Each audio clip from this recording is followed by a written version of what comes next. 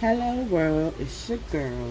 So I was asked today about my journey prior to surgery, and I realized I've never spoke about that. So no one knows anything that happened before. It's just like she's going for surgery, she has surgery next. So we're gonna take it back to, I wanna say it was last year. In the beginning of last year, because in the beginning of last year, at January, I wanted to do it.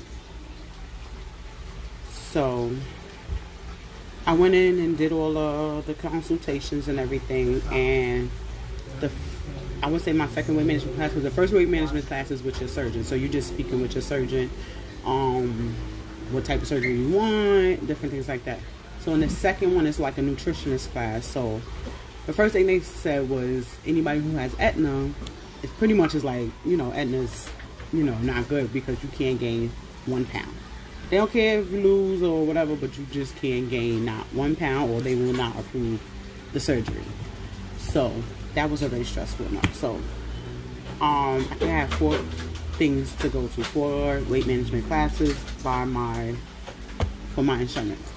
So that next one, no, that at that appointment I had gained weight from the lab. So every month they're telling somebody who struggles with their weight that you cannot gain no pounds. So I gained weight at that appointment. I gained weight at the next appointment, and no one said nothing. No one pulled me to the side. No one said, hey, we're gonna help you. So I decided I wasn't gonna do it. It wasn't for me. I didn't have the support from them that I thought I should have. So I walked away and decided I was gonna do Weight Watchers. Weight Watchers was slow and steady. I lost a few pounds, but then it went back up. I don't remember when I decided, hey, to go and do it again. I guess that back and forth and different things, I decided, you know what, I need this tool. So I want to say November, because that's when everything started. In November, I went back, but I went back with a different mindset because I'm like, I have to be the advocate for me. I can't rely on these people to be an advocate for me. So I spoke to them. I told them my concerns. I told them, I was here before and whatever. What's in my eye? And so we went.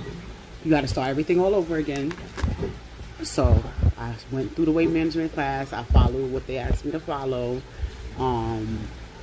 With help from my endocrinologist. I don't even know how to pronounce it. She gave me a shot that is supposed to keep you from being hungry to help me with the journey. But they kept saying that they were going to make me come off of the shot to go through the weight management program, but they didn't because they said, oh, it's going to help maintain your weight. That gets you to your goals. So that kind of helped me. So at each appointment, I was under the weight that I had started at, which was 299.6, I believe. They sent me to do a sleep study because they just assumed I had, sleep apnea. I wound up having a sleep apnea. They sent me for a second sleep study to sleep with the machine to see what type of machine I needed. So then after I did that, I had to sleep with it for whatever to get cleared from the sleep study doctor. Did that. So then I had to go for lab. They give you a list of things that you have to accomplish, lab work, different things. Other insurances require cardiologists and all these different things. My insurance did not require any of those. They just required that I don't gain 1 pound. So all I had to do was regular blood work. They test you for this bacteria called H. pylori. I wound up having that bacteria, so then now it delayed me a month because you got to go a month taking the antibiotics and stuff to try to clear that out. So I went through my month, and then I tested negative for it. So it's like, okay, I've done all my stages, did all my blood work, did everything I needed to do.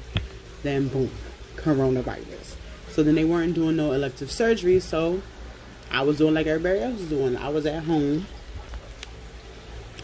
quarantining, eating, and acting the fool. So when they lifted the elective surgery ban. I had to go in. They called me in. I had to go in. I had gained 12 pounds. So with that, no, they will not approve your surgery with 1 pound. So I gained more than that. So they gave me this high protein diet for 3 weeks.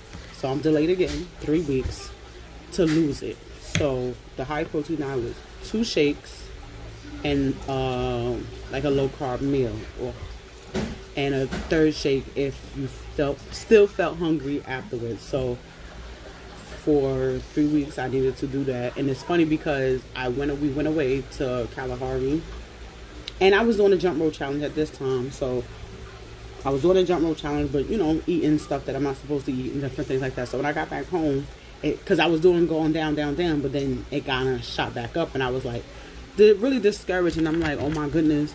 But then I had my pre-op appointment with my doctor, and the scale I had at the time had told me one thing. So when I got to the doctor and they weighed me, it was like I was at the weight, because my scale had lied to me. It betrayed me.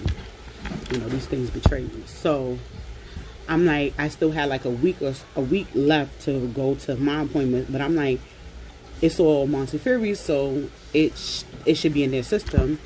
So I kept weighing myself. The lady was like, "You're gonna keep going on the scale?" I'm like, "Miss," because my scale said something totally different. So I called them up. I was like, "You could check my chart. I met the weight requirement." So she called me, and she's like, they will accept the weight from your pre-op appointment. And they gave me my date that day. They gave me the 21st. No, first they gave me like a very quick date, and I was like, we was in July. They had gave me a July date. I was like, no. So the next date was August 21st. I took the date. They gave me I had to do that. That was it. I had to take like a pre-surgery class where they explain certain things to you.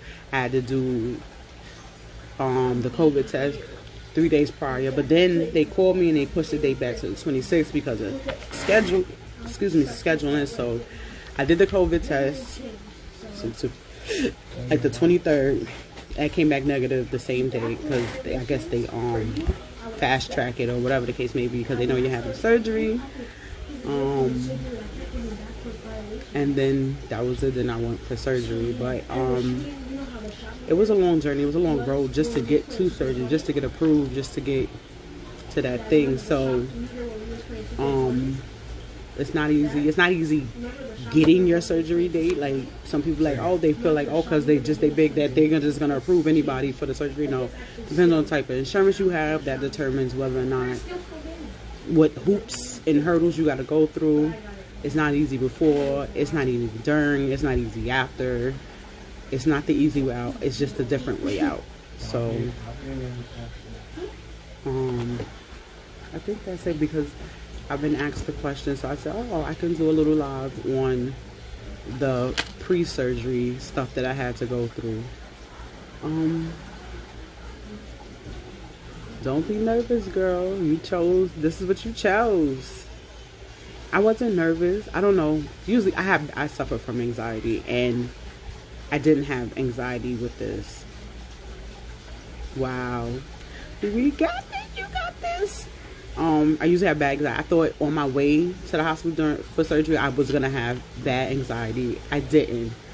And I got there and, I did all my little stuff. And it wasn't until I literally stepped into the surgery room that I was nervous. It's like, it felt like an episode of Grey's Anatomy. But then before I knew it, I was asleep, and then you up and it was over. So they tell you when, things go in a specific, like everything comes together. It was meant to be. So it was meant to be. Before it wasn't my time. This time was my time. Most people, they get the surgery and they so confused about the afterwards, but I just needed to get to the afterwards. I knew what it entailed. I knew what I had to go through, and I knew I would be successful at it because I already, set my mind to that's what was going to need to be done. So people say, oh, you don't crave anything. I'm like, I don't I don't have none of those issues with the, oh, I need to have this, I need to have that. I did this for a reason, and the goal is to stick to it and not to revert back to what got me here in the first place. So I try to do lives here and there to give updates.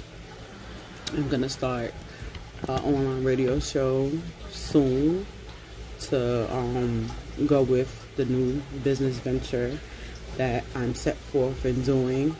I didn't know when I was gonna like announce it, but I decided I'm gonna be a life coach, a life and happiness coach. So I'm gonna have a live radio show that's going to be talking, you know, how to live your best life, how to live on purpose, how to genuinely be happy within your life, and being home after surgery, and you know, just seeing like the way I the people kind of like gravitate towards me, especially in all the groups and stuff, and the way I put myself out there genuinely, and I'm gonna tell you how I feel, how, you know, what I'm feeling, or whatever the case may be, whether it's crazy or not crazy. So, and I feel like I live my life on purpose. I live unapologetically, and I feel like I can be a help to someone else trying to do the same thing. I'm always here to help someone, or to listen to someone, or to give advice